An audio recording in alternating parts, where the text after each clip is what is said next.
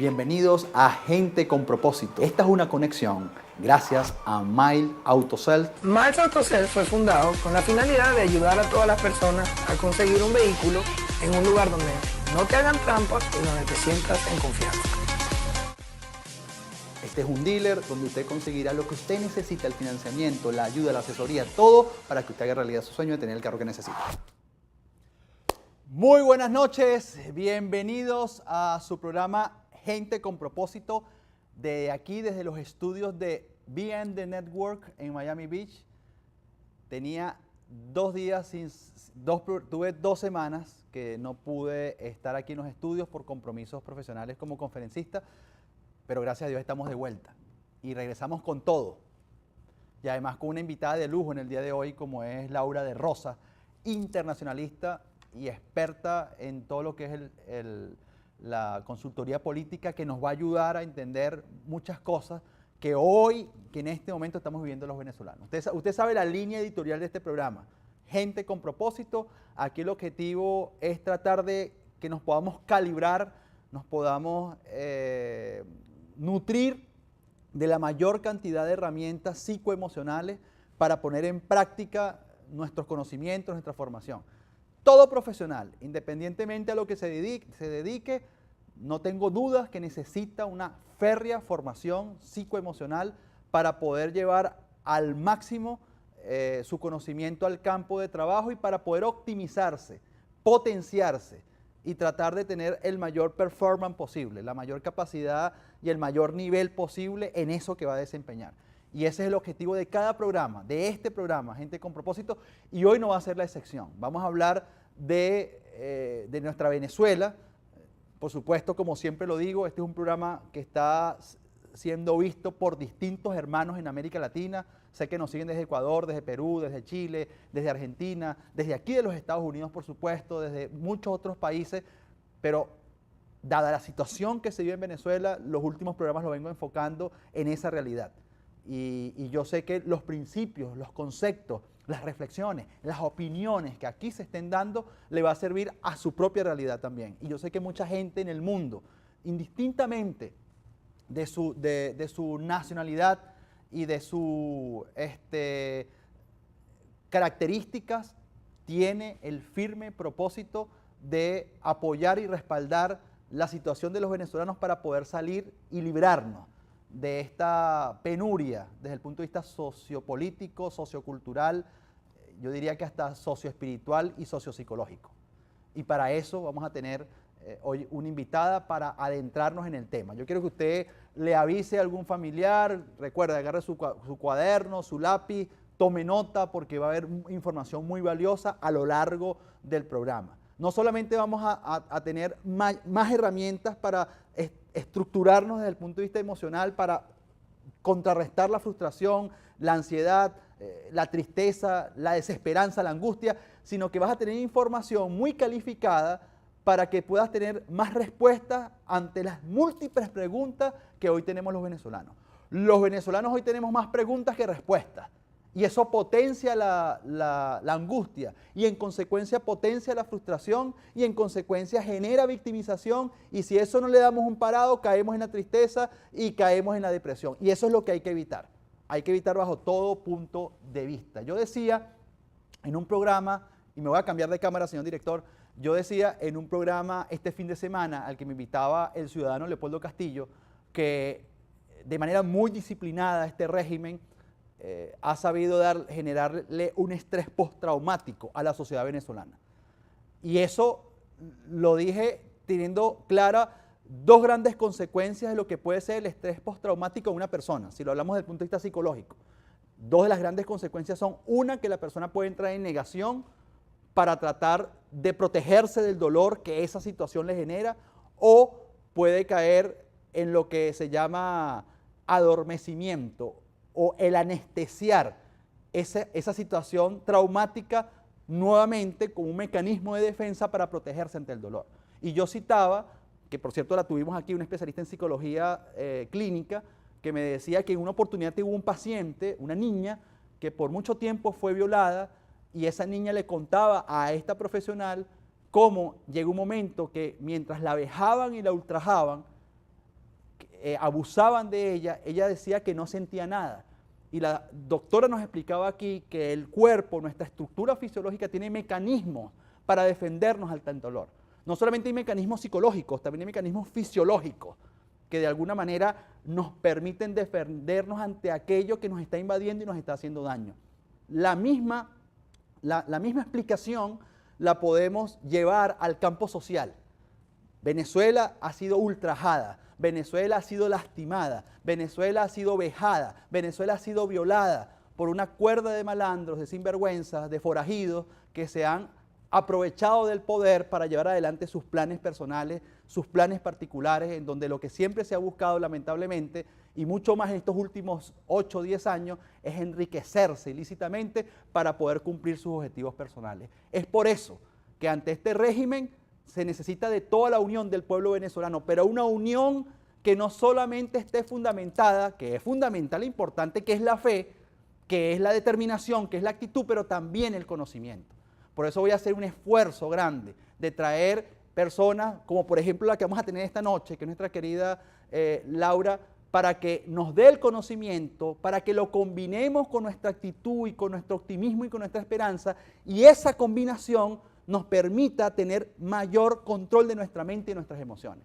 Porque a esa angustia, a esa incertidumbre a la que el régimen juega todos los días es la que tenemos que poder frenar. Otra cosa importante que voy a tratar como invitada esta noche es desmitificar, es desmontar esa idea de que este gobierno es como invulnerable, como invencible. Yo creo que por un lado algunos lo han subestimado y otros lo han sobreestimado. Entonces, ¿qué ha pasado ahí? Eso lo vamos a hablar hoy. ¿Por qué la sobreestimación lo que hace es fortalecer más este régimen? ¿Qué es eso del G2 cubano?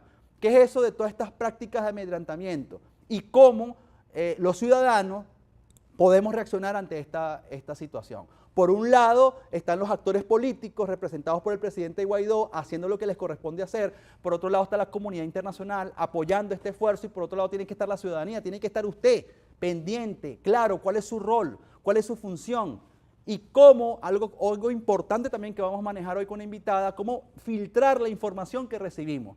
Porque en el éxito que tengamos en saber filtrar la información, ahí va a ser determinante para que usted maneje su estado emocional.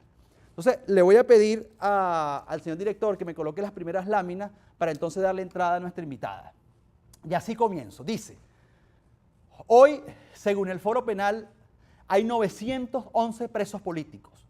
Solo durante el apagón, 124 detenidos, más otros 200 producto de los saqueos. De acuerdo a la Coalición por los Derechos Humanos y la Democracia, en los acontecimientos de la frontera colombo-venezolana hubo 349 heridos, 28 detenidos y 2 fallecidos. En los sucesos fronterizos con Brasil, 285 heridos, 51 detenidos y 8 fallecidos. La hiperinflación es una fábrica de pobres. De acuerdo con la FAO, alrededor de 10 millones de venezolanos ingieren 2 o menos comidas al día. 9 de cada 10 no pueden pagar su alimentación diaria. Hay más de 2 millones en situación de hambruna. Cáritas reportó un aumento del 100% en las cifras de desnutrición aguda en menores de 5 años. 8 de cada 10 habitantes declararon haber comido menos por la escasez o por no contar con suficiente alimento en el hogar.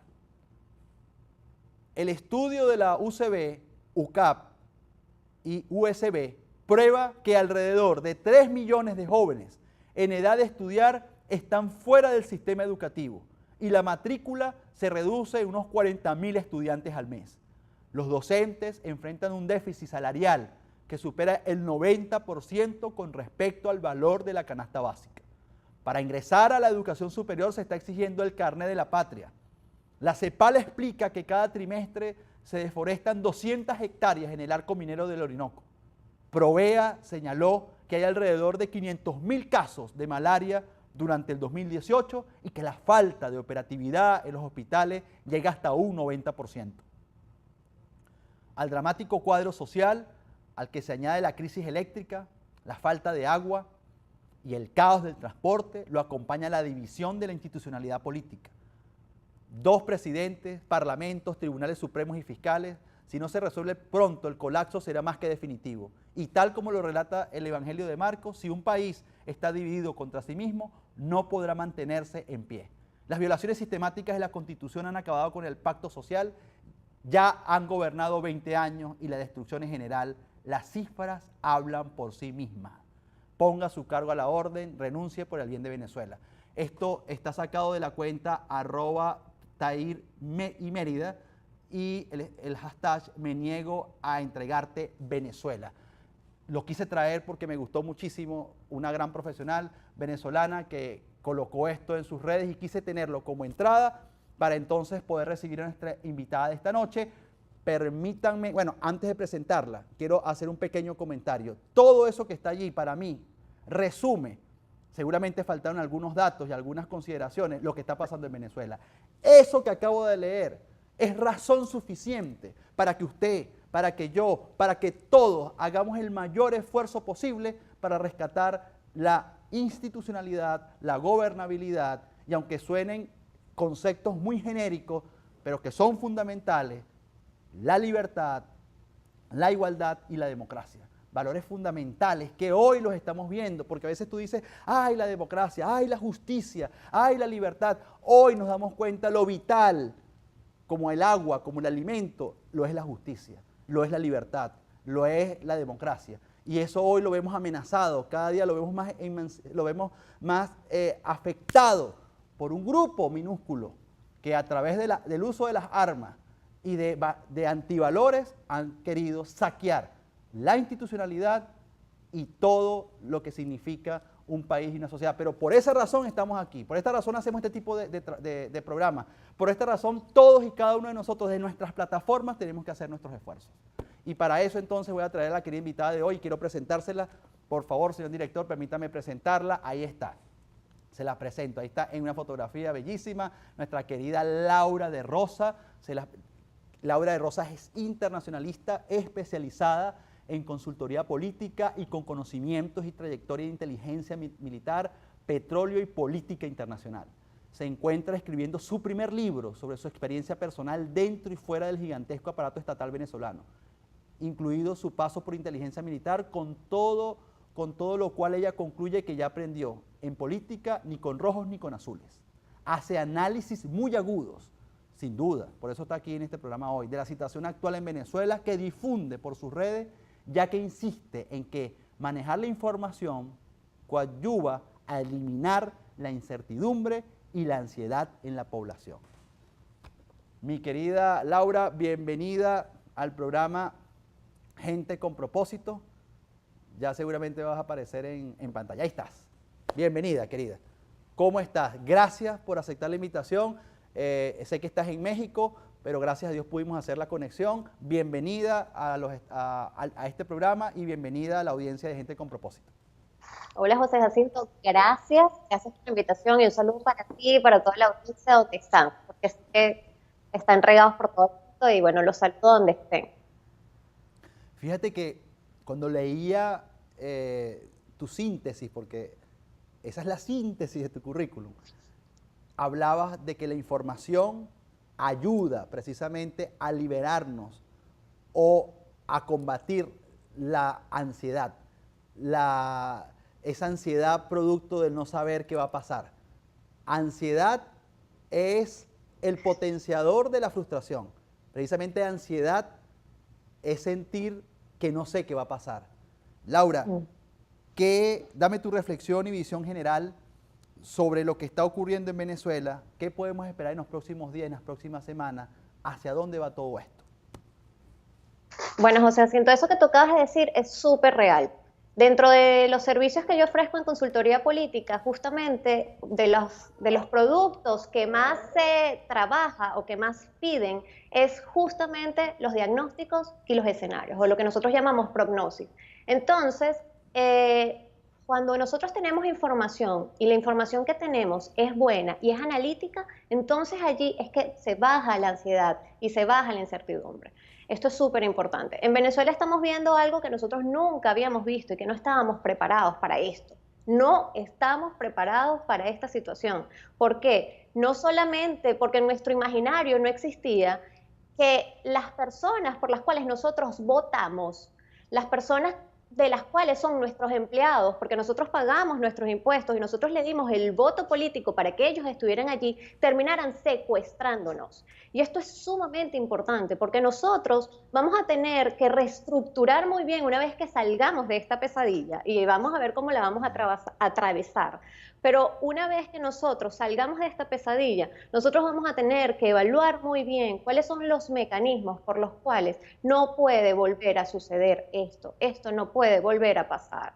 Que las personas que son como los administradores de nuestra empresa, para que se entienda claramente, y que están trabajando con nuestro dinero, nosotros somos los dueños, pero necesitamos poner a alguien que sea el administrador termine robándonos, secuestrándonos, violándonos y matándonos. Entonces, esto es un punto importante. Nosotros, el pueblo venezolano, igual que todos los pueblos en el mundo, somos los jefes de cada uno de esos políticos que están allí. Y eso es fundamental para entender, primero, la no coexistencia de lo que está sucediendo. Y con lo que está sucediendo en el país, pues, ¿qué decir? Ya tú lo has dicho en la lámina, ya todos lo sabemos, es el caos, es la receta del caos, es terrorismo de Estado, que nunca lo habíamos visto, nos bajaron a la pirámide de Maslow. Tú hablabas de principios como, por ejemplo, el de la libertad, pero es que nosotros, esto es en la pirámide de Maslow, nosotros no estamos en esa punta cuando se habla de libertad, nosotros nos bajaron a no tener lo más básico, que son las necesidades fisiológicas en la pirámide de Maslow. Y allí está la alimentación, la salud, el sueño. Entonces, cuando nos han bajado a algo tan básico es justamente porque es una política de control y dominación social, que no solamente ha sucedido en Venezuela, o sea, lamentablemente la vivieron en China, la vivieron en Vietnam, la vivieron en Berlín Oriental, la vivieron en Cuba, la siguen viviendo en Cuba y ahora pues la estamos viviendo nosotros. Ahora, Laura, disculpa, la gente sabe que este gobierno ha hecho muchas de estas cosas adrede, buscando un resultado. Pero yo creo que la gente necesita entender cómo es que el régimen construye la estrategia. Porque tú, por experta, conoces cómo funcionan muchas de esas salas situacionales. Cómo es que ellos construyen, elaboran, cuáles son sus objetivos a la hora de plantearse la pregunta, quiero quebrar a esta sociedad emocionalmente y ponerlo a mi disposición. Explica a la gente en el lenguaje más entendible posible cómo sucede eso, que es fundamental precisamente para tratar de disminuir los niveles de angustia y cómo es que nos terminan haciendo creer que son invencibles. Es que el tema, nosotros estamos recibiendo las lecciones aprendidas que ya han hecho en otros países. Y como te decía, es una política de control, de dominio y control social. Es decir, por ejemplo, la receta cubana, ¿cuál es? Y es la que nosotros lamentablemente estamos recibiendo desde que pues la traspasaron a Venezuela con Maduro en este momento y toda su mafia. La política de control social es, tengo a la gente ocupada en las necesidades básicas para que no inventen, no tengan la posibilidad de irse contra el gobierno, es decir, que no hayan revoluciones populares. Entonces, por supuesto, si no tienes los servicios básicos, como por ejemplo la electricidad, la luz, tú no estás ocupado viendo, mira, lo que está haciendo el gobierno y entonces me organizo y voy en contra del gobierno. No, eso no pasa. Porque además de eso, si le preguntamos a cualquiera de la audiencia, que sea venezolano o con familiares en Venezuela, ¿cuánto tiempo has estado tú buscando un antibiótico? ¿Por cuántas farmacias has tenido que pasar? ¿Por cuántos lugares o supermercados has tenido que buscar pan, la cosa más básica como el pan? Entonces, estas son formas de control y dominación social. Es decir, yo rompo cualquier capacidad de independencia, les hago creer que me necesitan 100%, creo una relación no de interdependencia, sino de dependencia absoluta, no importando que anule la estructura emocional de la persona, lo que se llama autoestima, eso no les importa, con tal de que ellos sientan que te necesitan. Creo que tú tienes un post, no lo recuerdo ahorita con exactitud, que hablas de eso. Es decir, creo que palabras más, palabras menos, corrígeme. las personas que a estas alturas, el pueblo que a estas alturas todavía apoye a este régimen, pareciera que tiene un severo problema de autoestima. Sí, definitivamente. Bueno, yo decía en el post dos cosas, y eso pasa porque yo tengo amigos de todos lados. Tengo amigos azules y tengo amigos rojos, y creo que la gente lo va a entender muy bien. Y yo en estos posts le hablo específicamente a ellos, y también lo he hablado en mis historias. Dos cosas. A ver, tú dices que tú eres de izquierda. Estoy hablándole a la gente roja. ¿Y dónde están los transportistas? ¿Dónde están los agricultores? ¿Dónde están los de los sindicatos? No hay ese respaldo. El único respaldo que tiene Nicolás Maduro es del TSJ, perdón, y el alto mando militar, que de alto no tiene nada. Entonces, esto te muestra que si tú eres de izquierda, pero estás creyendo y no estás evaluando lo que está pasando, realmente tú estás volteando para el otro lado y estás siendo indiferente, y entonces tu ideología te vuelve tonto útil, porque eso no es izquierda. En este momento nosotros no estamos inmersos en un problema político de izquierda o de derecha. Eso hace mucho tiempo que pasó. Nosotros estamos pasando en un problema que es ¿cómo decirlo de buena manera? Es Maduro y su mafia, o una dictadura contra tres principios fundamentales, que es vida, salud y libertad. La vida y la salud están en la escala más baja de la pirámide de Maslow, y la libertad está aquí. Entonces, todo lo que pasa por allí está dentro de eso. Nos violaron, como bien dices tú, en todos los aspectos. Entonces, eso es una cosa. Y para estas otras personas que siguen diciendo, no, pero es que Maduro, es que yo no me voy con Guaidó porque Guaidó es derecha, y a los que se les ha insistido 300.000 veces que no es un tema ideológico, es ahí cuando yo digo dos cosas para esas personas en específico.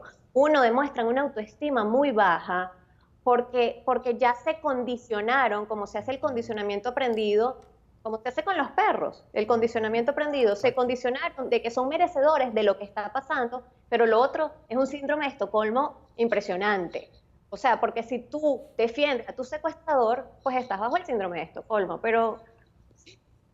Eso seguramente, mucha de esa gente, ojalá Dios, que pueda seguir entrando en conciencia, pero creo que la gran mayoría, pongámosle una cifra, tal vez el 90% de los venezolanos, el 85% de los venezolanos tiene un nivel de conciencia, Laura, totalmente diferente en este momento. Pero la gente está desesperada, Laura.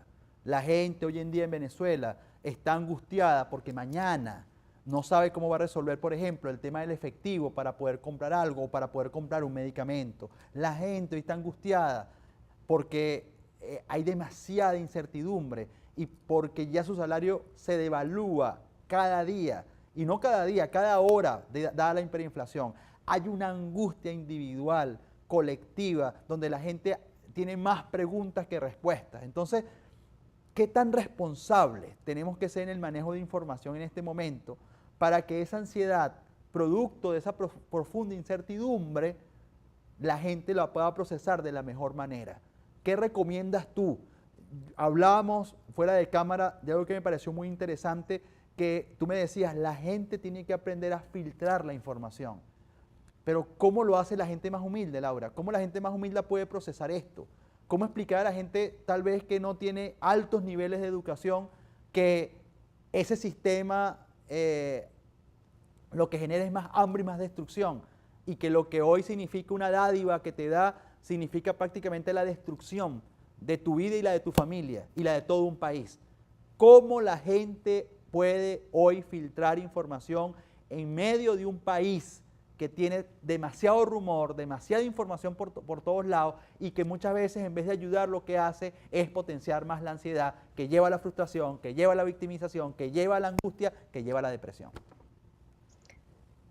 Bueno, pero tú acabas de decir algo, que es la gran mayoría, y la gran mayoría es las personas, bueno, es una gran mayoría de 89.1% de venezolanos que no apoyan a Maduro y que apoyan a Guaidó. Y esa cifra es muy interesante, porque en esa cifra no está solo la gente que está estudiada. O sea, esto es, la experiencia propia ha demostrado que es que tú no vas con 100 bolívares, para poner un número muy bajo, o con $1, hablemos en dólares como se está manejando la economía en Venezuela, o con $20, tú no vas al supermercado. En principio porque no consigues nada en el supermercado, pero tú no vas con $20 de izquierda o de derecha, o de nada, si tú no consigues las cosas, tú no vas con eso. Entonces, está sucediendo de que la gente sí tiene mucha incertidumbre y mucha ansiedad, y tú decías, ¿cómo hacemos para que esas personas que también no están estudiadas, por decirlo de alguna manera, lo sepan? Es que ya ellos lo saben, ellos lo están viviendo, tanta gente se le volteó. Ahora, es muy importante también eso que acabas de decir en el tema de cómo filtrar la información, porque es que a mí siempre me están escribiendo por DM y me escriben por múltiples lugares diciéndome, tengo miedo, no sabemos qué hacer, y tu cuenta baja un poco la ansiedad, pero el tema es, yo no soy reportera, yo no estoy tratando de competir con ningún reportero, porque para eso hay unos reporteros espectaculares que dicen lo que está pasando. Ahora, lo que se necesita es el análisis de eso, lo que viene detrás, porque si no, son muchos inputs, mucha información, pero la gente no sabe qué es lo que está pasando. Y lo que está pasando es que este es un escenario de no retorno. Después del 10 de enero, fueron varios hitos o varios puntos estratégicos que la gente tiene que tener aquí pues en su mente. Después del 10 de enero, después del 23 de enero que se proclama Guaidó, y después del 23 de febrero, estamos en un escenario de un punto de no retorno. No hay forma de volver, no hay forma como en los carros de echar reversa, no se va a volver al status quo previo. Y la gente está muy preocupada diciendo, no, pero es que a lo mejor no va a pasar nada. Bueno, hay varios componentes aquí para que la gente entienda que este escenario no va a tener regreso atrás. Primero que nada, son 54 países con democracias influyentes que están apoyando a Guaidó. Por ejemplo, esto que sucede, por eso es que yo normalmente doy explicaciones, doy datos justamente de lo que es la política como por debajo o el tras de cámaras que normalmente no se ve en las imágenes o en las cámaras. Por ejemplo, eso que sucede cuando Guaidó viaja en su primera gira presidencial, que lo reciben con honores de Estado en varios países de Sudamérica. Eso es un indicador de que estos países ya dijeron no hay vuelta atrás. Pero la gente Nicolás, dice, Laura, pero disculpe que te interrumpa, la gente dice, sí, pero es que con diplomacia yo no voy a solucionar mi situación, es que esta diplomacia para allá, diplomacia para acá, hablan, hagan algo, actúen. Hoy, por ejemplo, las redes sociales estaban alteradas, más angustiadas que nunca, porque en la madrugada detuvieron al jefe de despacho de Guaidó, porque se han hecho cualquier cantidad de acciones y de decisiones donde el gobierno trata de mostrar que tiene el control, que ellos siguen bajo el control del país. Es decir, ¿cómo le explicamos a la gente que eso que tú estás diciendo forma parte del proceso, que hay protocolos internacionales y que eso que la gente ve como una perdedera de tiempo no es perdedera de tiempo, es parte del avanzar para buscar una solución, incluso que le afecte en su realidad diaria, a la hora de que el dinero le rinda más, a la hora de que tenga luz, a la hora de que tenga gas? Es decir, que todas estas grandes situaciones, digamos, generales, como escuchar a uno de nuestros representantes en la OEA o escuchar el informe de la representante ante la Organización de Naciones Unidas, la señora Bachelet, que eso sí funciona, que los comunicados del Grupo de Lima, que el comunicado del presidente de Chile, el presidente de Colombia, que los comunicados de los encargados por parte del gobierno de Trump también son de utilidad. Es decir, ¿cómo hacer para que la gente también comprenda que esto es parte de lo que está ayudando? Y la gente dice, no, pero es que tiene que haber intervención ya, nos estamos muriendo, este gobierno está haciendo con nosotros lo que le da la gana. ¿Cómo procesar eso? ¿Cómo procesarlo para que la gente termine de entender que esto es un juego de ajedrez, por llamarlo de una forma, y que el que juega ajedrez sabe que el gran objetivo es dar el jaque mate? Ese es el gran objetivo. Pero para dar un jaque mate en ajedrez, tú tienes que conocer muy bien los movimientos del adversario y tienes que tener mucho cuidado. Y lo que está sucediendo hoy, es mi interpretación, Laura, es que hay un movimiento por parte de Guaidó, de su equipo político, de estos 54 países que están apoyando, de la figura de Estados Unidos, que es la que está a la cabeza en todo este proceso junto con el presidente Guaidó, de moverse, pero moverse finamente, moverse con mucha estrategia y mucha táctica, en donde pareciera que lo emocional y el entusiasmo es importante, pero también es importante el paso que vas a dar, la táctica que vas a demostrar, la estrategia que vas a demostrar, y que esto no es como antes, que de repente la diplomacia se manejaba en términos muy cortos. Ahora no, ahora es distinto. Ahora los protocolos tienen que ser más amplios. El apoyo de distintos organismos internacionales tiene que ser más amplio, y pareciera que todavía se necesitan de muchos más apoyos en el caso que se considere, que yo no lo sé, una posible intervención militar.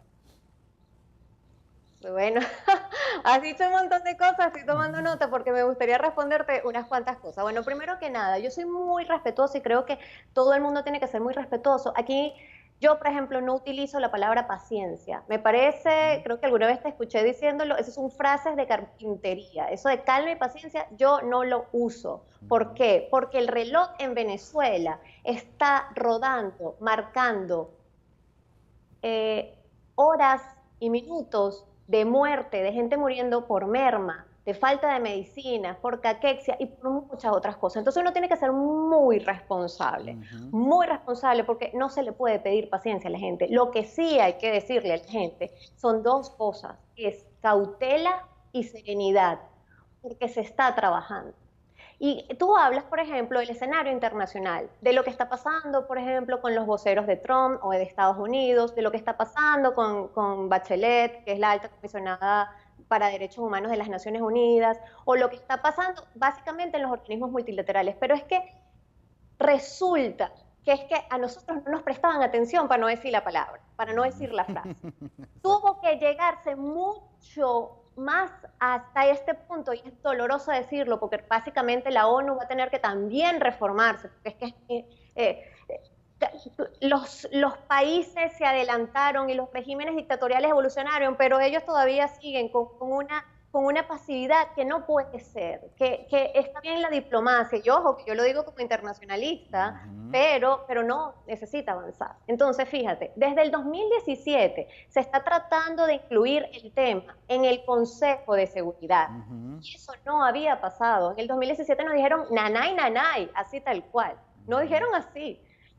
¿Cuánto tiempo se lleva tratando de llevar a elevar a organismos multilaterales lo que está pasando en Venezuela? ¿Qué fue lo que pasó este año? Por fin, este año, el tema Venezuela, el holocausto venezolano, que la Siria en la que nos convertimos de América Latina, porque es que Venezuela es la Siria de América Latina, nos convertimos, pasamos a la agenda del Consejo de Seguridad, y eso jamás había sucedido. Entonces, esto es una gran victoria. ¿Qué hicimos?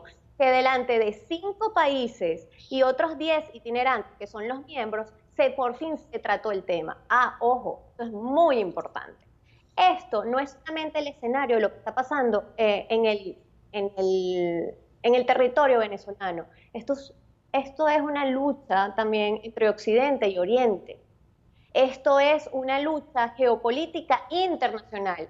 Este es un ajedrez geopolítico internacional. ¿Por qué? Porque básicamente son 54 países en los que está, entre ellos, Alemania, Gran Bretaña y Estados Unidos, más todos los que hay, pero del otro lado están apoyando por negocios, porque no vinieron por cachapas y arepas de queso guayanés, vinieron a Venezuela, China y Rusia. Y allí sí hay una intervención, y es una intervención real. Entonces, estos dos países, China y Rusia, son los que están vetando cualquier decisión que se haga para que esta comunidad internacional pueda actuar. Pero les voy a decir algo, estos son procesos, como dices tu protocolo, pero va a llegar un punto en que, como ha sucedido con otros países, van a decir, ok, entonces no nos vamos con acciones de organismos multilaterales porque ustedes no han respondido ante el holocausto que está pasando allá, nos vamos a tener que ir con una acción unilateral, pero en coalición o no en coalición. Entonces, cuando la gente dice, intervengan ya, bueno, pero entonces yo me imagino que la gente es dueña o es el comandante generales del ejército estadounidense. Y también hay que asentar la realidad. Nosotros no somos los comandantes de las Fuerzas Armadas estadounidenses. Eso requiere aprobación del Congreso y eso requiere unos apoyos. Y eso, si a nosotros nos cuesta, y por eso lo pongo muy claro y con ejemplos muy básicos, si a nosotros nos cuesta ponernos de acuerdo para ir a la playa con 10 amigos, imagínense cómo se trata de hacerlo en el Congreso. Entonces, claro. se está sensibilizando la comunidad internacional y lo que pasó ayer fue un bombazo. Yo le voy a decir con mucha claridad, yo no me imaginé que Michelle Bachelet, precisamente por ser de tendencia de izquierda, haber sido presidenta y haber sido pues un enclave importante para la izquierda en Latinoamérica durante mucho tiempo, jamás me imaginé que ella iba a dar ese informe tan contundente, pero es que la realidad grita. Entonces, esto muestra a la comunidad internacional, les da además un argumento de decir, epa, sí hay que actuar. Entonces se está sumando y bueno, o sea... Es decir, pudiera yo resumir en parte lo que estás diciendo, esto, palabras tuyas, esto no tiene vuelta atrás, esto es irreversible, lo que no sabemos es cómo y cuándo, porque nadie sabe la fecha, ni sabe exactamente cómo va a terminar esto, pero cuando se dice que esto no tiene vuelta atrás, no solo es por el ímpetu, por la determinación que podamos tener tú, yo o cualquier venezolano fuera o dentro del país, sino porque cuando un país como Estados Unidos pone en juego su capital político, no lo pone echando vaina, no lo pone jugando. O sea, esta es una gente que en ese sentido se cuida mucho. Creo que lo hablábamos tú y yo del prestigio que es para Estados Unidos cuando se involucra en un conflicto de estas características. Es decir, ellos no van a dar estos pasos que han dado para después decir, ¿saben qué, señores? Me arrepentí, me voy para mi casa, porque la verdad es que me aburrí de este conflicto. Creo que ellos tienen una seriedad que la gente tiene que entender más allá de la angustia. Estas cosas se las digo yo, por ejemplo, a mi mamá y a mi papá, que están en Venezuela. Se las trato de explicar. Pues tú los llamas o llamas a un amigo o un amigo te llama y es, pana, ¿qué sabe? Esto no se aguanta más, chamo, uno se vuelve loco. Y uno entiende, pero uno cuando explica dice, hermano, es un juego entre paciencia, entre manejo de ansiedad y en saber que los pasos se están dando. Seguramente no con la velocidad que queremos, pero se están dando porque, como decimos en criollo, mi querida Laura, la política internacional de Estados Unidos no juega carrito.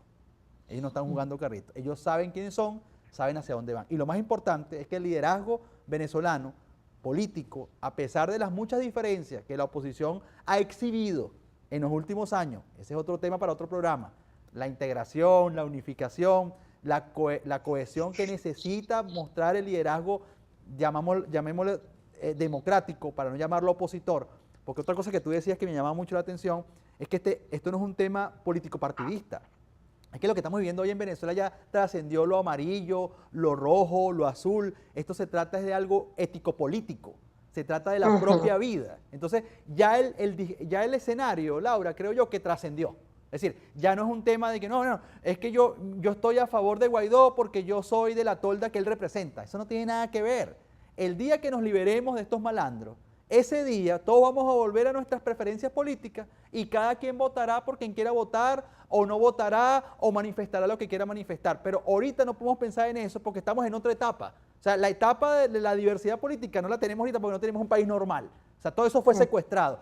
Ahorita hay un solo objetivo. ¿Cuál es? Rescatar la democracia del país y conectarnos al más alto sentido ético-político, que creo yo que en eso coincidimos. Y eso hay que decirlo, porque la gente puede decir, oye, pero ahí están dos tipos opositores hablando. No se trata de ser opositores, se trata de ser dos profesionales que están haciendo todo lo posible para rescatar la democracia y la libertad, que tiene más que ver con un criterio ético-político que con un criterio político-partidista.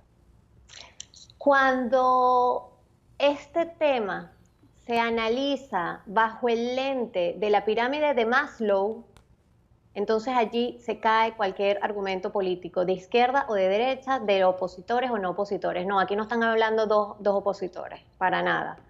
Claro que sí, que somos opositores a Maduro y su mafia, por supuesto que sí, pero es que no se trata de nada de eso. Yo soy pragmática, como digo siempre, ni con rojos ni con azules. Y siento que nosotros deberíamos, en algún estadio superior, ojo, lo decía Simón Bolívar y ojo, lo decía George Washington, que deberían cesar los partidos, pero nosotros no estamos todavía en ese nivel de la sociedad. Entonces, pero eso es otra cosa.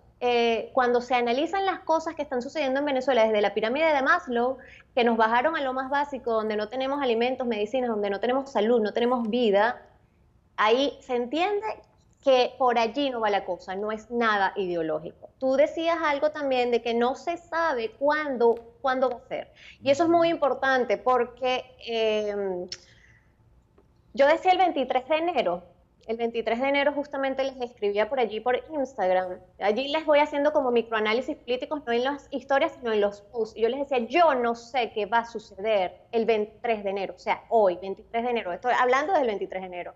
Y les decía, pero lo que sí sé es que si no es el fin de todo, porque eso dependía de las Fuerzas Armadas, es el comienzo del fin. Y este comienzo del fin pues puede llevar tiempos y nadie puede decir, porque sería muy irresponsable decir, el que lo diga, usted sabe que está delante de un irresponsable, el que diga, faltan días o faltan 2 semanas, esa persona es una soberana irresponsable y lo digo así tal cual. Entonces, esto es importante. ¿Por qué digo que dependía de las Fuerzas Armadas? Porque en un país normal, las Fuerzas Armadas que deben estar a favor del pueblo, que su jefe es el pueblo, hubiese hecho lo que otros eventos ha sucedido. Me volteo y si tengo que darle un golpe de Estado, lo doy. Pero aquí hay otra cosa importante, porque no se han volteado.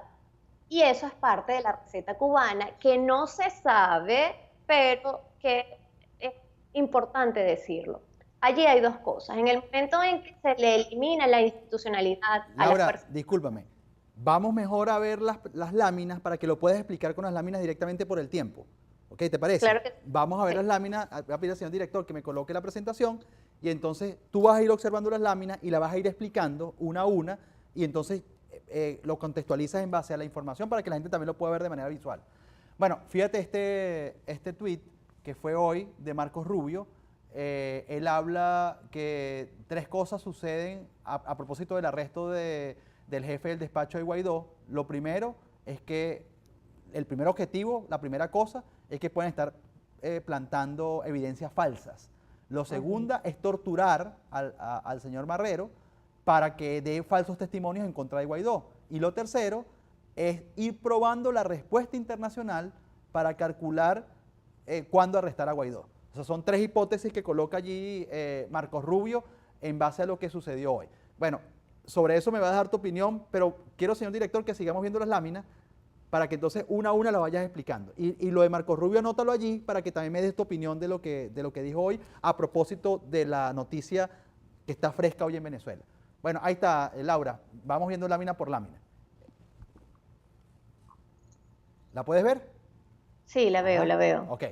Ahí tenemos parte del conflicto venezolano en esta coyuntura y hablabas, esto tiene que ver con el tema de filtrar la información, como lo hablabas al principio, no sé si rápidamente puedes explicar ese rombo. Sí, bueno, esto es muy importante porque la gente está hundida en un mar de información. ¿Qué quiere decir? Pasa lo de Michelle Bachelet y después no pasa nada, y entonces dice el tuit Marco Rubio, y después pasan y apresan a Marrero, que es el jefe del despacho, pasa mucha información. Entonces, yo no sé si se logra ver bien allí, pero ese es un rombo que para este escenario es fundamental. Para que la gente lo tenga, es súper fácil de aprendérselo y de tenerlo en la memoria, más que de aprendérselo. Son 4 elementos. Aquí nosotros jugamos con 4 variables en el escenario que ya hablamos de que no hay retroceso, de que no hay vuelta atrás. Entonces, lo primero es las acciones que tomen Guaidó y la comunidad internacional. Esa es la punta de arriba. Ojo que esto no tiene ningún orden en específico. En la punta de abajo están las acciones que toma Maduro y su mafia. Luego a la derecha, vuelvo a decir, esto no tiene ningún orden específico, están las acciones del pueblo y del otro lado están las acciones de la Fuerza Armada. Entonces, cuando usted, televidente, vea que hay una información, usted mentalmente dice, ok, esto dentro de cuáles o dentro de esas 4 variables en donde lo voy a colocar. Perfecto. Entonces, perfecto. Metieron preso a Marrero, por ejemplo, el día de hoy, ya vamos a hablar de ese tema, porque eso sí es un tema que, bueno, no sé si nos da chance, pero ese es un tema súper importante, porque, por ejemplo, esa es la acción de Guaidó, pero entonces levanta inmediatamente la reacción y la pelota está del otro lado de la cancha, entonces viene una reacción. Eso que dice Marco Rubio es sumamente importante. Ajá. Están midiendo la reacción de la comunidad internacional, como niños de 3 años. Voy rodando el límite para ver hasta dónde va a reaccionar mi papá o mi mamá. Y esto es muy importante porque La reacción realmente es la que nos va a decir qué es lo que viene, pero hay otra cosa. Este es el techo de cristal, es el fenómeno político del techo de cristal. Es decir, todos vivimos en nuestros techos de cristal. ¿Y por qué eso lo hacen con altos personeros? Porque al tirarle el régimen, al tirarle una piedra en el techo de cristal de, por ejemplo, Marrero, la gente empieza la indefensión aprendida o el condicionamiento a decir, si se lo hicieron a él, que no me harán a mí. Correcto. Y eso es parte del condicionamiento, de la indefensión aprendida y del proceso de dominación psicológica masiva de control y dominación social. Qué importante eso que acabas de decir y ojalá que la gente lo haya podido captar porque creo que eso forma parte de la estrategia fundamental. Es decir, cuando hacen este tipo de acciones, están buscando es eso, el acondicionamiento aprendido. ¿Cuál fue el otro término que usaste? Si lo puedes repetir. Techo de cristal, indefensión aprendida y condicionamiento aprendido, como Pavlov. Es decir, si se lo hago al tipo que está al lado de Guaidó todos los días, ¿qué queda para mí que soy un ciudadano a pie? Ese es el mensaje directo. Fíjate algo, para ver la próxima lámina, aquí hay muchos comentarios que están llegando y comentarios muy buenos, positivos, mucha gente felicitando por el programa, diciendo cosas maravillosas. Pero también me llama la atención que hay de todo. Este tipo de temas pareciera que hay, ojalá que los que están escribiendo esto nos puedan estar viendo, genera como que saca lo peor de algunos y la gente se pone como violenta, ¿no? Y comienza, pareciera que hablar de negociación, hablar de que es un protocolo, hablar de que es un proceso, hablar de que por más que nos desesperemos y digamos cosas y empezamos a maldecir, que por qué no nos ayudan, la gente piensa que por ponerse así, entonces las cosas van a pasar de esta forma.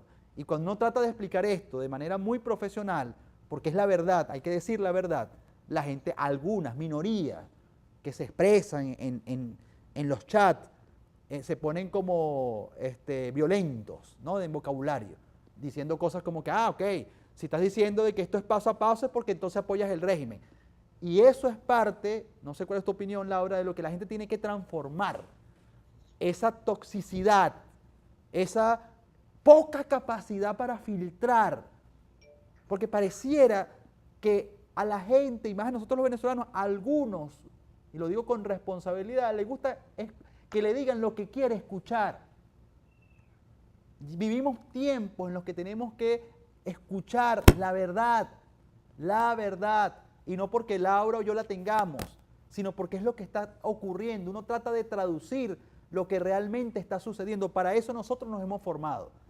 La gente quiere que tú digas, y la intervención es la opción, y vamos a hacer, ¿quién está diciendo que no? Cualquier opción que libere al país, bienvenida sea, pero estamos explicando cómo funciona esto, porque mientras más te resistas a entender cómo funciona esto, más va a crecer tu incertidumbre, más va a crecer tu frustración y más va a crecer tu depresión.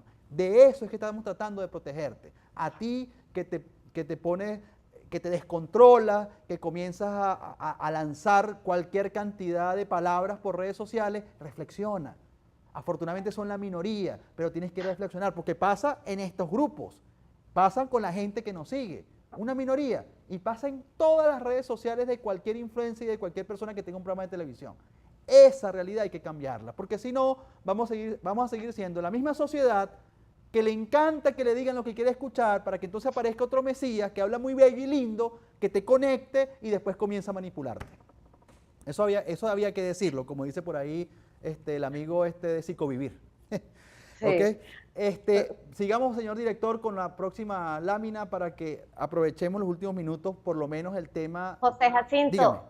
Disculpa que te interrumpa, hay algo que te quiero decir con respecto a eso. Mira, hay personas que piensan y dicen, mira, mátame con la mentira, no me digas la verdad. Yo no soy de ese tipo, pero te voy a decir una cosa, para que entienda ese grupo, porque yo sé que, en realidad para que lo entendamos todo. Esto es una guerra. Y las guerras no se ganan con ansiedad, ni dividiéndonos, porque una cosa es el dividir y vencerás, que la han aplicado buenísimo ellos y nos han dividido. La guerra no se gana con toxicidad, no se gana con ansiedad. La guerra se gana con pensamiento frío y estrategia. Entonces allí el pensamiento que evidentemente no lo tiene todo el mundo y no tiene por qué saberlo, porque cada quien tiene sus diferentes experticias, esto que nosotros estamos viviendo es una guerra, y una guerra tiene varias batallas. Entonces no se piensen que lo que está pasando es, ay, el tema del protocolo y la diplomacia. No, esto es una guerra. Y como tal, tenemos que aprender tomados de la mano, informando, dando información, análisis, mejor dicho, decir, ok, está pasando esto, pero la frialdad, dejar de ser tan emocionales, porque a veces la emocionalidad nos impide ver lo que tenemos que hacer.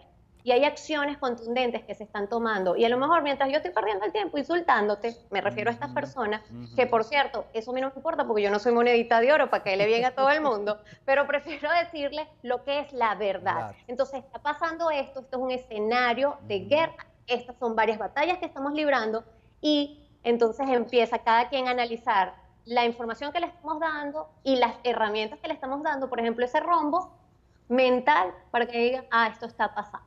Y está pasando y no hay vuelta atrás. Claro, y con eso, Laura, vamos a lograr que la gente tenga un optimismo racional y no siga anclado a un optimismo pendejo, que le genera ilusiones y después andamos todos deprimidos, todos frustrados, porque me creé unas expectativas que solo las inventé en mi imaginación. ¿Cuándo nos frustramos? Cuando las expectativas que teníamos sobre algo no se cumplen. Entonces, la idea es construir expectativas ajustadas a lo que está pasando sin perder la fe. No son expectativas aburridas, ni expectativas limitadas, no, expectativas con mucha fe, con mucha esperanza, con mucho optimismo, pero con cierta racionalidad. Es buscar el balance, es buscar el equilibrio. Es parte de lo que se intenta hacer. Disculpa, es un tema de responsabilidad, y es un tema de responsabilidad también de los líderes. A mí nunca se me va a olvidar cuando Henry Ramos Alup dijo que en el 2015, después de que ganaran la Asamblea Legislativa, en Venezuela no iba a haber más colas. Entonces, en el momento en que nos dimos cuenta que la realidad no demostró eso, él perdió credibilidad. Entonces, aquí no es mátame con mentiras, pero no me digas la verdad. No, te digo la verdad, vamos a atravesar esto, lo atravesamos juntos y estamos trabajando. Y no estamos caídos en los laureles, se está trabajando. Repíteme la frase, no me mates con mentiras. Mátame con mentiras, no me digas la verdad. Bueno, usted escoge, mi querido, la gente que nos está viendo en este momento. ¿Qué prefiere usted? ¿Que lo maten con mentiras o que le digan la verdad? ¿No? Ahí tenemos que pensar y tenemos que reflexionar. Pero ojo, que la verdad va a confluir en que salgan, en que ellos salgan. Claro que sí. Y lo hemos dicho, es irreversible y se está trabajando en función de eso y todos tenemos que colocar nuestro granito de arena. Señor director, no sé si es posible que me pueda dar de repente 5 minutos más para por lo menos ver 3 láminas más, si es posible. Me puede regresar a la presentación para que Laura pueda hablarnos un poco de cómo funciona. Ok, mira, Laura, esta lámina me encantó. Y las dos que vienen a continuación. Dice, 3 cosas a tomar en cuenta aquí. Y tú hablas, 1, en las cárceles u organismos de inteligencia, el peor castigo, peor aún que el apresamiento, es aislar a la persona, sin contacto con otros y quitarle la luz. Tal vez lo más rápido que puedas, pero sin dejar de explicar con detalle y las siguientes 3 láminas, porque engranan, articulan una idea. Adelante, Laura. Ok, bueno, el tema es que el blackout, lo que nosotros vivimos por más de 100 horas en algunas ciudades y regiones, y en otros lugares hasta 200 horas, que fue el apagón, hay una cosa que era el apagón real, el blackout, o sea, la caída del sistema eléctrico, que está vinculado a la desinversión, que está vinculado a la falta de mantenimiento, que está vinculado a la ineficiencia e impericia con la que se está manejando Corpoelec, en algunos grados, porque en otros hay muchísimos buenos profesionales, sobre todo en los medios y bajos. El tema es que hay también un blackout, que no es propiamente blackout, sino es la caída del sistema o las fallas eléctricas a discreción. En algún momento yo te mandé un audio, por eso lo van a poder ver en mi Instagram, si no lo van a poder escuchar ahorita. Estaba contando la anécdota a una amiga mía, no me lo contaron de cuentos de camino, del primo, de la prima, no, una amiga mía que estaba sucediendo algo, hicieron una fogata en el momento del apagón, hicieron una fogata a un grupo de personas, entre las cuales estaba su novio, y allí llegaron más de 70 funcionarios del SEBIN, de la PNB, etcétera, etcétera, 70 funcionarios, prendieron las luces de la calle, determinaron, los catearon y le dijeron, mira, vamos a determinar nosotros si esto es una guarimba o es una fogata. Determinaron afortunadamente que no era una guarimba, y en el momento en que le dijeron, listo, entonces se apaga esta cosa, se fueron y se volvieron a apagar las luces. Esto es el razonamiento eléctrico que hacen, porque es como el aislamiento en las cárceles. En las cárceles sacan a los presos que se portan mal a un aislamiento y te quitan la comunicación con los otros presos, pero además le quitan la luz. Entonces esto es aislamiento. Laura, ¿será que escuchamos ese audio? Si les da chance, sí. Sí, lo voy a colocar, señor director, acá. Vamos a escuchar ese audio porque para que ustedes puedan complementar la información que Laura les acaba de dar. Vamos a escucharlo acá. Vamos aquí. Mi novio vive en Caracas. Anoche, a eso como a las 8 de la noche, ellos estaban, él y sus amigos estaban ¿Se está escuchando? en la calle, no había luz. Un poco más de volumen, señor director, se les ocurre por favor. Prender una fogata para poder verse las caras y tal. Y me dices, más para farandulear que para otra vaina, ¿sabes?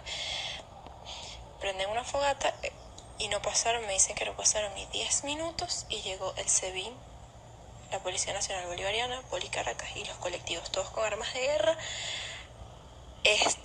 chalecos antibalas, y él dice unos funcionarios que parecían chivos.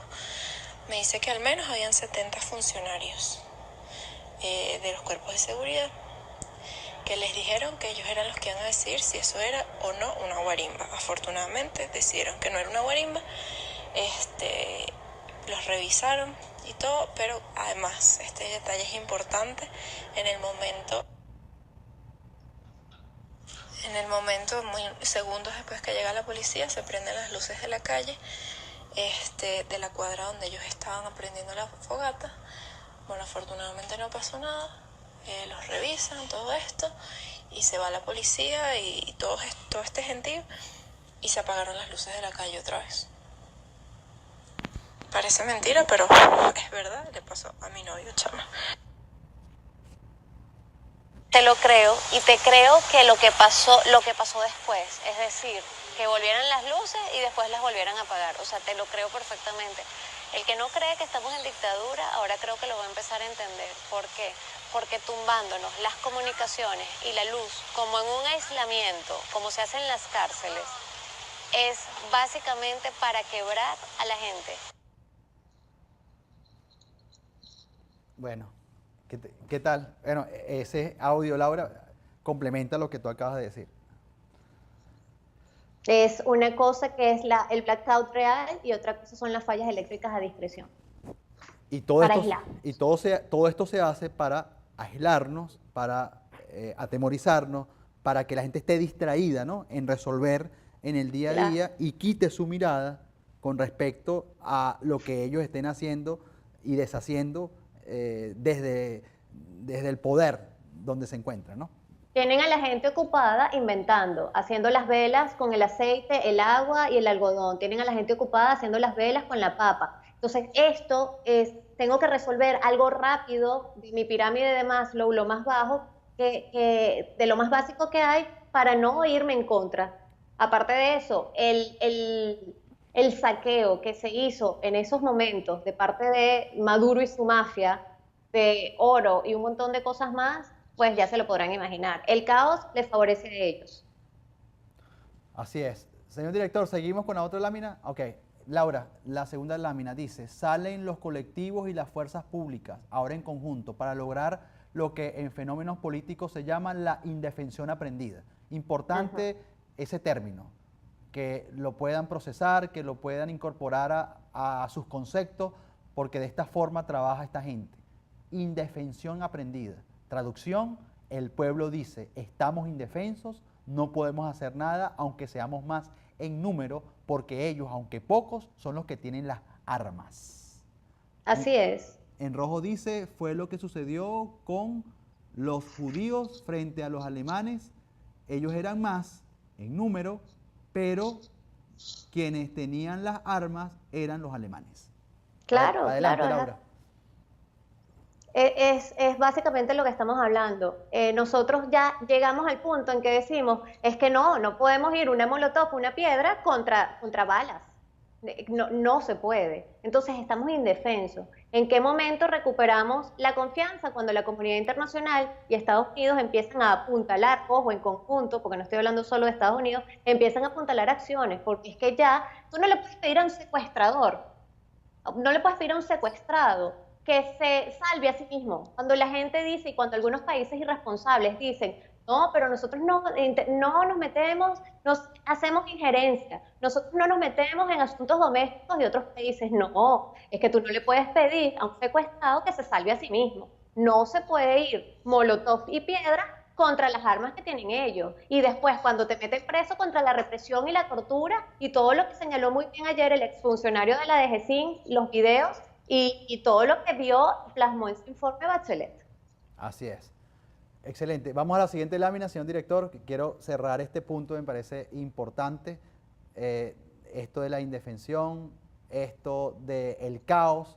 La siguiente lámina nos va a explicar qué es lo que sigue en este proceso. Dice, el caos como política de Estado, sin luz, sin agua, sin comunicaciones, es una receta cubana. Mantener al pueblo distraído, buscando comida, medicina o haciendo inventos para resolver, los mantiene alejados de rebeliones contra el gobierno. Así es, básicamente lo que hablábamos hace un rato. En el momento en que nosotros, los venezolanos, estamos buscando medicinas, no, porque es que necesito el antibiótico, no, porque es que necesito albúmina humana, no, porque es que necesito pañales, necesito lo más básico. Por supuesto que la gente no tiene capacidad de organización y eso es parte de quebrar. El dividir y vencerás no solamente la inyección de odio que se metió en el lenguaje, el dividir y vencerás tiene muchas maneras. Y como yo te decía, esto es, nosotros somos el producto o somos como el conejillo de Indias, por decirlo de alguna manera, de las lecciones aprendidas de los cubanos que han hecho eso durante más de 50 años con el pueblo cubano, al que también han vivido una tragedia, pero esto lo vivieron en Berlín Oriental y esto lo han vivido en Vietnam y en China y en algunos otros países. Entonces, esto es una receta. Y en el momento en que nosotros dejemos de decir, no vale, yo no creo, entonces los escenarios y las alertas que se están dando con mucho tiempo de antelación, no vamos a tener que esperar a vernos frente a la debacle, sino que vamos a decir, ok, me están diciendo esto y que no solo ha pasado en Venezuela, sino ha pasado en otros países, para allá vamos a ver cómo lo paramos. Así es. Seguimos con la siguiente lámina, señor director, porque para terminar esta idea, de verdad que muy claro, ojalá que usted esté tomando nota en su casa. Dice, la intención es quebrarnos emocionalmente de manera paulatina y hasta ahora lo han hecho muy bien. No solo están en desespero los que están dentro, sino también los que están afuera. Sí, en el momento del apagón, el desespero, la incertidumbre de lo que estaba pasando no solamente estaba viviendo en Venezuela, sino que las personas que estaban fuera decían, ¿qué es lo que está pasando? No sé nada de mi familia, mi abuelo vive en tal piso, ¿y cómo hacemos con sus medicinas de la diabetes que tienen que estar congeladas? Aparte de las personas que fallecieron porque estaban en plena operación o porque los recién nacidos estaban en incubadora, o sea, son muchas cosas. Esto incide lógicamente en el tema emocional. Y eso es algo que tú has conversado, es el poder emocional que ellos nos han quitado. En el momento en que nosotros tengamos información y que se vea que estamos viendo lo que está pasando, estamos traduciendo la estrategia que ellos están haciendo, nuestro contrincante, nuestro adversario, nuestro enemigo, entonces nosotros vamos a poder tener, no solamente eliminar la incertidumbre y la ansiedad, sino que vamos a decir, ok, esta es su estrategia, porque es una estrategia militar de control y de dominio social, y nosotros vamos a tener que hacer otro tipo de contraestrategia. Así es. Creo que queda una lámina más de este punto, señor director, si me la puede mostrar. Y después tengo una pregunta final para Laura para ir cerrando. Bueno, dice, aparte del blackout real, caída del sistema eléctrico, también en otras zonas está siendo provocado, que fueron lo que ya explicaste con el audio y que creo que sobre eso ya has profundizado bastante. Laura, en tus redes sociales, que yo les invito a que la sigan, ya ha salido tu dirección en reiteradas ocasiones, tú escribiste un post que dice, con todo lo que nos ha pasado, está naciendo un nuevo venezolano. Ujú. ¿Cuál es ese venezolano que está naciendo, a tu manera de ver? El nuevo venezolano que están haciendo es nosotros volvimos a conectarnos con la otra persona, con la empatía. Ujú. Entonces ya nosotros no somos tan fashionistas, ya nosotros no somos tan vinculados a temas que en otros países debería ser lo normal, que es que cada quien está decidiendo qué estilo de vida va a llevar, si va a ser vegano, si no va a ser vegano, si le aplica Feng Shui a su casa, etcétera. No, nosotros estamos previendo o estamos manejando los temas más básicos, pero eso nos ha conectado con el agradecimiento, con el, wow, yo tengo luz en mi casa, yo tengo agua en mi casa. Y entonces eso me conecta además con la empatía si yo tengo personas adentro de Venezuela. Y eso me conecta al agradecimiento y a ser más profundo. Nos ha conectado a que la cosa no es material para algunas personas. Que básicamente como que no vivían en una realidad donde había empatía y conexión con otro ser humano. Entonces yo creo que están haciendo un nuevo Venezuela, definitivamente. Laura, a todos los venezolanos que te están escuchando, estén de acuerdo o no con nosotros hoy, fuera del país o en el país, ¿cuál es tu mensaje central? Si tú pudieras recomendarle, como dice una amiga, si Venezuela fuera mi paciente y la pudiera tener en mi consultorio, en este caso, si Venezuela pudiera estar en tu oficina como consultora y pudieras darle una recomendación colectiva, ¿cuáles serían en este momento? Sería, no usen la palabra paciencia y calma, usen lo que es cautela y serenidad que estamos trabajando. Les diría, esto es una guerra como tal y eso se vence con estrategia y con pensamiento frío. Las toxicidades, las ansiedades no sirven de nada, definitivamente. Y esto es algo que tenemos que atravesar, aunque a todos nos dé miedo. Mi hermana en estos días me decía, cuando yo le escribía lo del 23 de enero y el 23 de febrero, ella me decía, tengo miedo. Y le dije, yo no te puedo decir que no tengas miedo. Lo que sí te puedo decir es que esto lo tenemos que atravesar. Y esto es lo que tenemos que atravesar porque no hay vuelta atrás. No hay forma de regresar al status quo. Hay 52 países poniendo su capital político, está toda una fuerza popular, además, entonces son muchas variables que antes no habían sucedido y por eso les digo, esto no tiene vuelta atrás. No hay un escenario del status quo previo y ellos también lo saben. Laura, tu hermana te preguntó eso y tal vez esa es la pregunta de muchos venezolanos. ¿Cómo paliar el miedo? ¿Cómo reducir esa sensación de miedo, angustia, terror, en donde esta gente está trabajando muy sistemáticamente? ¿Cuáles serían esas observaciones? O si se pudiera saber, ¿qué le dijiste? ¿Qué le dijiste a tu hermana? Que es una conversación muy personal, pero que también se pudiera llevar esa sugerencia y consejo a cualquier mamá, abuela, tía, hermana, esposo, hijo que ahorita nos está escuchando, nos está viendo. Yo le di 2 recomendaciones, tengo un chat grupal con mis hermanas. Yo les di varias recomendaciones y les dije, tengan enlatados, les enseñé cómo se hacen velas, les dije tengan power banks o son las baterías alternas, que no les va a durar 50 semanas, pero les va a durar por lo menos 2 o 3 cargas del celular. Esas son las logísticas, por decirlo de alguna manera. El tema de tener, por ejemplo, agua con sal para el tema de hielo, eso es una cosa. Pero otra cosa es, por ejemplo, cuando mi papá estuvo hospitalizado, ya a pocos días antes de fallecer, le ponían muchas inyecciones y muchas agujas y él, evidentemente, de tantas agujas que le habían puesto, ya estaba quebrado y todos llorábamos. Bueno, perdón. El tema es que alguien le dijo, tranquilo, esta es la última. Y yo le dije, esta no es la última, le dije a esa persona, esta no es la última. No le digas eso porque estás mintiendo. Dile, esto lo vamos a atravesar. Así es. Y la idea es que, como hicimos con mi papá, agarrarle la mano y lo atravesamos juntos. El miedo no hay forma de eliminarlo. Disculpa que llore, pero el tema de mi papá siempre me trae eso. Y es la impotencia de lo que está pasando en Venezuela. Discúlpame de verdad. No te preocupes. Soy humana. Entonces, el miedo se baja con información, pero el miedo no se nos va a quitar. La valentía viene de que atravesemos ese miedo. Y esto lo vamos a pasar. Esa gente ya no va a estar más. Así es. Yo creo que me identifico con tus sentimientos, con tus emociones y también toda la gente que nos pueda estar viendo en este momento, porque esas lágrimas creo que representan las lágrimas de mucha gente.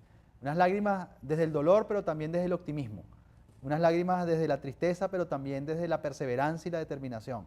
Unas lágrimas que nos permiten drenar porque somos humanos, porque nuestra estructura fisiológica necesita defenderse cuando somos invadidos o cuando tenemos una alta subida de cortisol, pero unas lágrimas también que representan la firma de que aquí nadie se va a rendir y que aquí nadie se va a echar para atrás, sino que siempre vamos a ir hacia adelante. Y creo que lo que pasaste con tu papá es lo que muchos hemos pasado de distintas formas y maneras, y ese sufrimiento nos tiene que inspirar a seguir adelante. Así que agradecido por todo esto. Fíjate, yo te voy a leer ya para ir cerrando algunos comentarios de las personas. William Ortega dice, excelente, buena la explicación a nuestra gente, lo felicito. Egla Urbano dice, muy bien, este tipo de programas. Alguien aquí opina, Adolfo Sardi dice que este es un gobierno que se sustenta en el narcotráfico, en la cocaína, y eso genera mucho dinero. Que Maduro está conectado con una cantidad de chiflados que necesitan psiquiátricos. Pues sí, eso ya creo que lo sabemos. José Jacinto, ¿Sí? tienes 30 segundos para decirte algo de la persona que habló del narcotráfico, eso Sí. es real. Claro. Nadie que no sepa puede entender por qué ellos no les importan las sanciones a PDVSA. Y les voy a explicar por qué las sanciones a PDVSA no les interesan. Les interesan las sanciones a su bolsillo, que es dinero que nos robaron y que tienen en paraísos fiscales o en bancos de no paraísos fiscales, porque hay dos cosas. Pero hay un tema importante, que es un barril de petróleo. En este momento, Sexta OPEP, Sexta Venezuela está en $56, con todo lo que eso equivale, con todo lo que significa la extracción del crudo. Pero resulta que ellos están vinculados al cártel de los soles. Ellos son el cártel de los soles. Y un kilo de cocaína cuesta $25.000 en el mercado o 54.000 en el mercado europeo. Entonces a ellos no les importa que PDVSA se quiebre o que PDVSA deje de funcionar. Y esto es muy importante para esa persona que dijo ese tema. Increíble lo que dices, porque mucha gente a lo mejor pudiera pensar, Laura, no, bueno, el gobierno perdió ingresos por concepto petrolero, este gobierno va a quebrar. Acabas de decir, hey, ese era un gran negocio, pero es que ellos tienen otro negocio que es mucho más rentable incluso que ese que tuvieron por muchos años. Y eso significa de que el problema de este régimen no es dinero. Ellos se las van a ingeniar para poder tener recursos, para poder seguir financiando su estructura política y que amedranta al pueblo. Aquí el tema no tiene que ver con dinero, aquí el tema tiene que ver con que lo que están haciendo desborda cualquier concepto ético, humano, político, que hace viable que gente como ellos estén al frente de un país. Ellos no tienen miedo, José Jacinto, ellos no tienen miedo. Cuando la gente dice, no, el régimen tiene miedo, el régimen no tiene miedo. Y así como Estados Unidos dice, todas las opciones están sobre la mesa, all option on table, es exactamente la lógica que ellos están diciendo y que nos las tienen aplicadas hace mucho tiempo. Ellos también están aplicando todas las opciones están sobre la mesa. Ellos, quien juegue póker, va a saber, ellos fueron all in, porque ellos no tienen forma de salir vivos. Como dice Heinz Dieterich, que era un ex asesor de Chávez y que no es asesor de Maduro, pero es un asesor de izquierda para la gente que le pueda prestar atención, pero lo dicen ellos. Dice, si yo estuviera al frente a Maduro, yo dijera, o sales muerto como Gaddafi, o sales preso como Noriega, o te vas exiliado. Aprovecha la tercera opción. Ellos ya saben que con la tercera opción no les va a resultar, porque los delitos de lesa humanidad no prescriben. Entonces ellos están all in, como se juega en Texas Hold'em en póker. Ellos se van con todo, porque es que no pueden salir de otro.